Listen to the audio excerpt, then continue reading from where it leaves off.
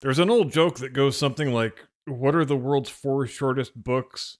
And the answer is 1, The Complete Guide to Arab Democracies, 2, The Bowler's Guide to Health and Fitness, 3, Negroes I Have Met While Yachting, and 4, Greatest French Military Victories. Now, groups of men have been engaging in armed conflict with one another since time immemorial, since thousands of years before our written records even begin, and all through all those battles and all that time, there is only one country that's ever been the punchline when you're making jokes about sucking at war, and it is France. But hey, it's not entirely their fault. For Christ's sake, their two greatest war heroes are an Italian midget and a 13-year-old girl. So when the universe deals you a hand like that, you better get used to being the butt of a lot of jokes. Like, what's the official design of the French flag? A white cross with white stars on a white field. Or, what are the only two commands in French infantry drill? 1, about face. 2, run for your damn lives. And then there is everybody's favorite. For sale, French rifle, brand new condition, never fired, only dropped once.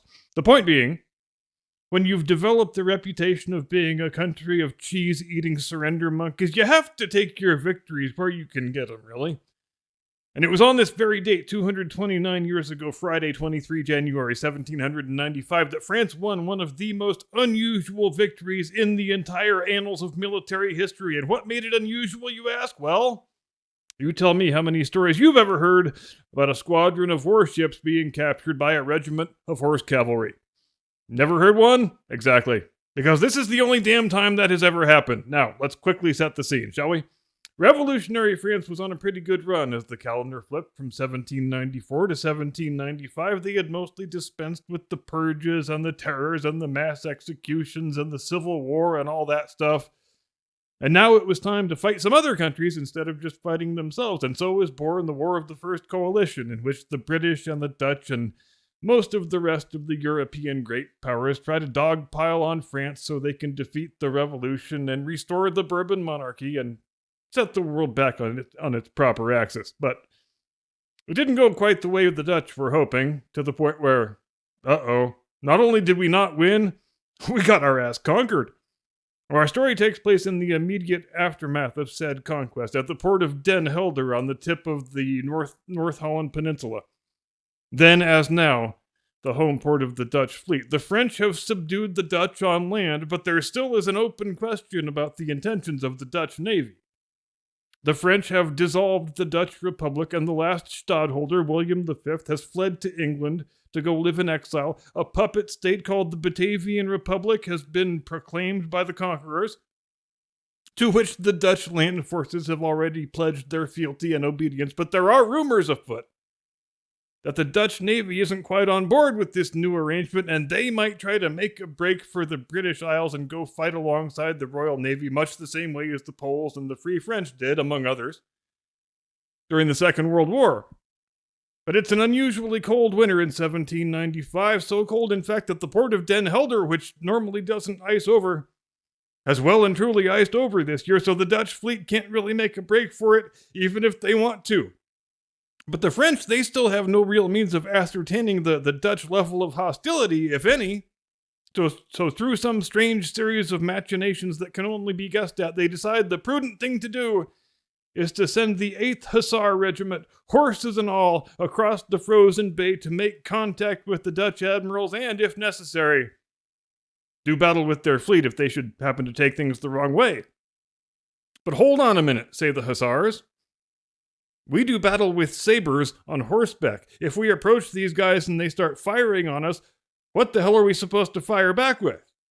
And after another series of machinations that can only be guessed at, a solution is agreed upon. We will call up an infantry regiment. We will put one soldier on the back of every horse. So if we get fired on during the approach, those guys can dismount and return fire with their muskets. And if we wind up having to fight a boarding action, we will send in the hussars with their sabers and cutlasses and all that shit.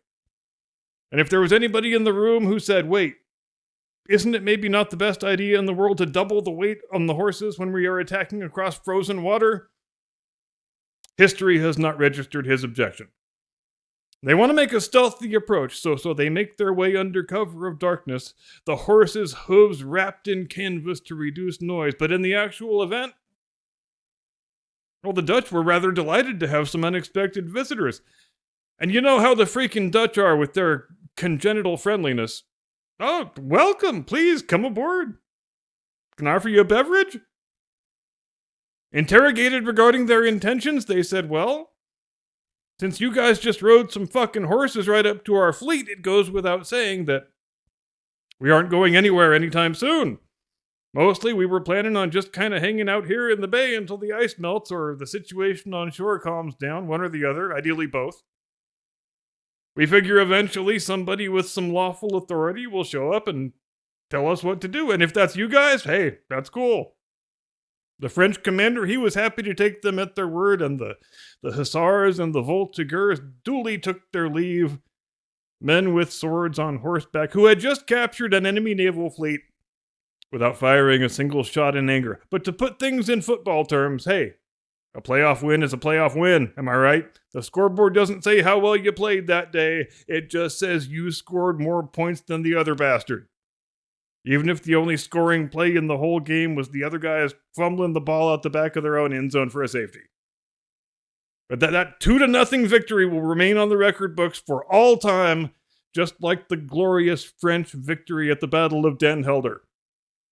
And being France is a lot like being the Chargers, really. Of the playoff wins are so few and far between, you're in no position to complain about the ones that you do get. Also, fuck the fucking Chargers.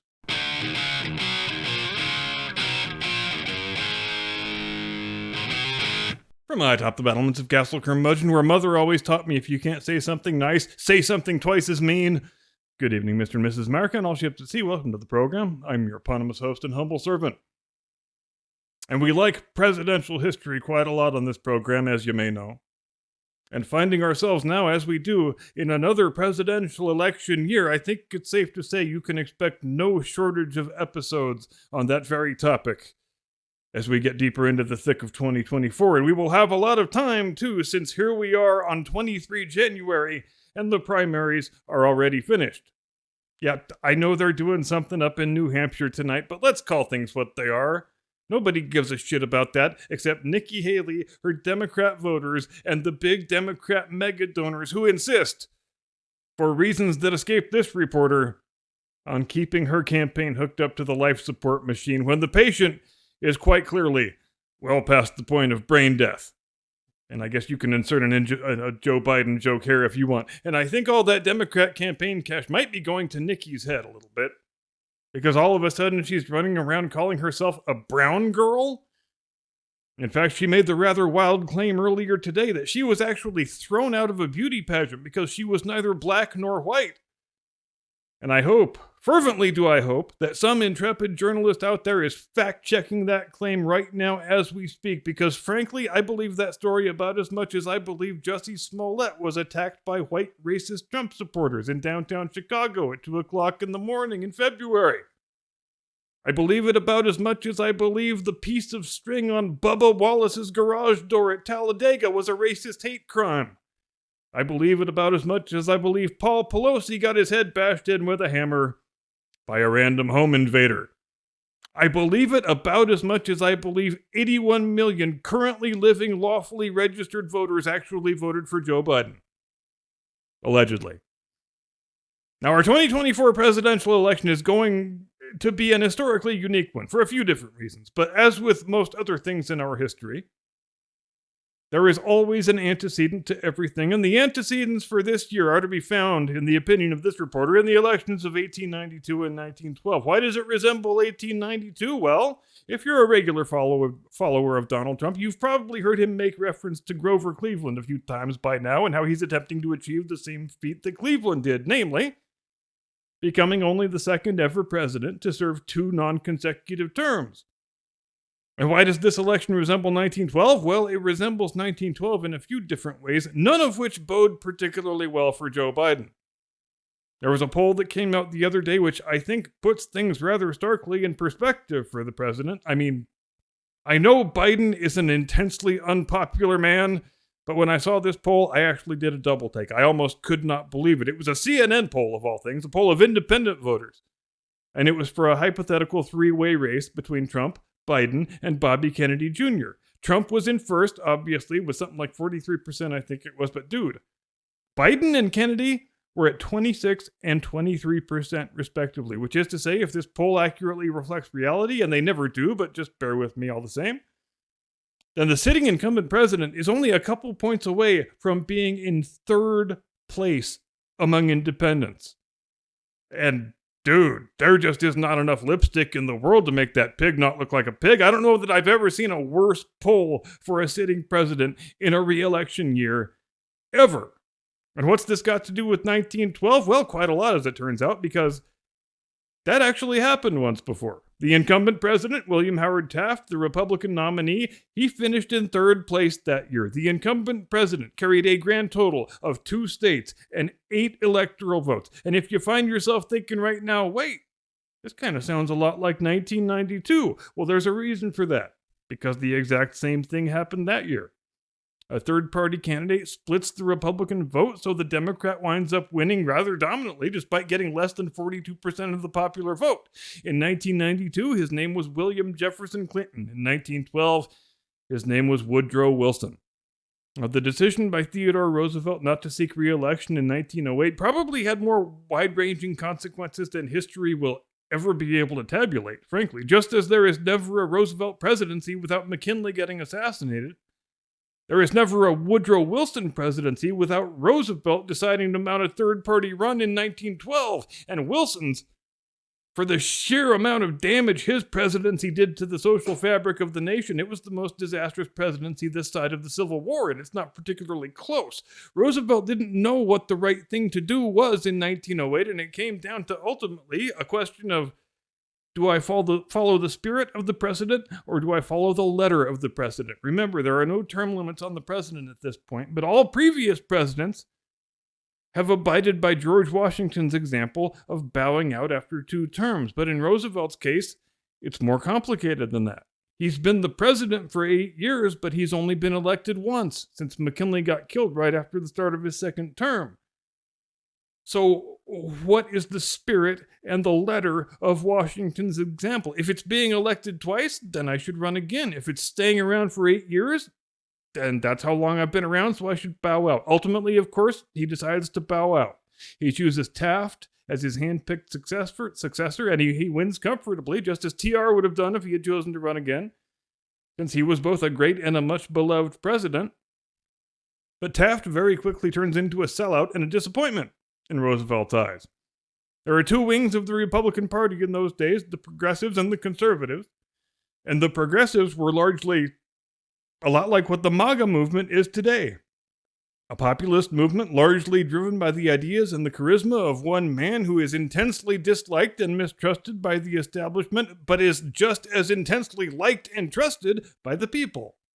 Roosevelt thought he could trust Taft to govern as a progressive, but in the actual event, as many presidents do, he wound up being mostly just a stooge for the industrial tycoons. And was Roosevelt embittered by this? You bet your sweet ass he was embittered. He viewed Taft as a traitor and a turncoat, and worst of all, as a bad friend.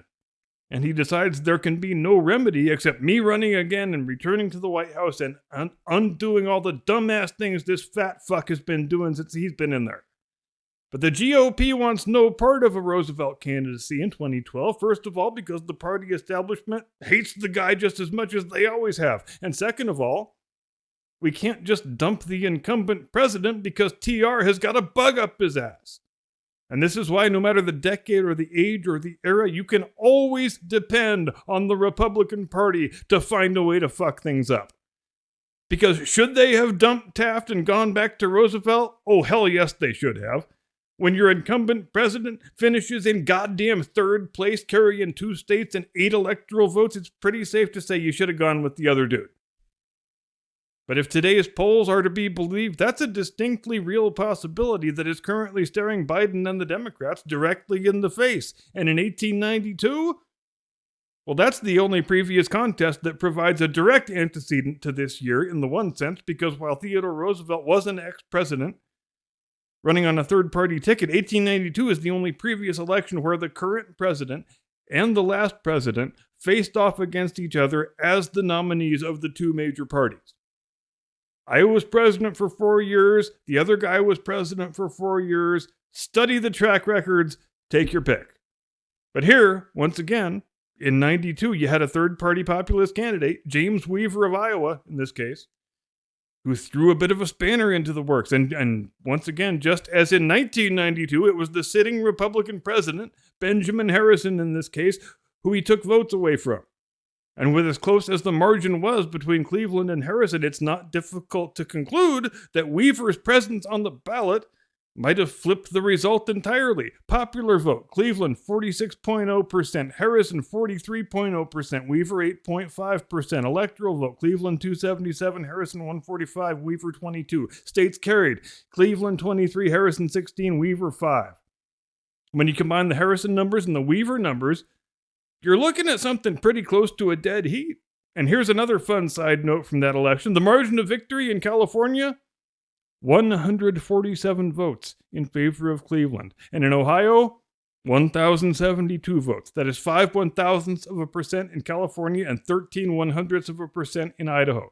And imagine what kind of a shit show that would turn into today. What was the final margin in Florida in 2,570 something? And it took 6 weeks and the country nearly descending into chaos and anarchy before they got that thing sorted. But anyway, Cleveland winds up winning the election.